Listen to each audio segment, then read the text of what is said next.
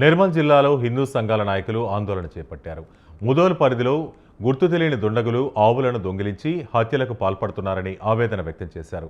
ఆవుల చోరీలకు పాల్పడుతున్న నిందితులను పట్టుకుని చట్టపరమైన చర్యలు తీసుకోవాలని సంబంధిత అధికారులను కోరారు. ఈ సమస్యపై ఎంఆర్ఓ ఆఫీసులో మెమరాండం కూడా ఇచ్చినట్లు హిందూ సంఘ నాయకులు తెలిపారు. ఏదైతే గత రోజుల నుండి మన ముదోల్ నియోజకవర్గంలో జరుగుతున్నటువంటి దారుణాలు, ఏదైతే హిందూ సనాతన ధర్మంలో భాగమైనటువంటి మా యొక్క గోమాతను తల్లిగా భావిస్తాం, పూజలు చేస్తాం. 1000 కోటి దేవతలు కలిగి ఉన్నటువంటి నా గోమాతను మేము తల్లిగా భావిస్తాం.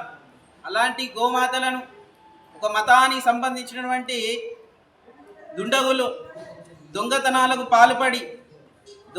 పాల్పడి వాటిని ఇక్కడికో తీసుకెళ్ళి విక్రయించడమే కాకుండా ఆ గోమాతలను అతి కిరాతకంగా చంపి ఆత్మానందం పొందుతున్నారు. ఏదైతే మొన్న జరిగినటువంటి ముదోల్ మండలంలోని హంగీర్గా గ్రామంలో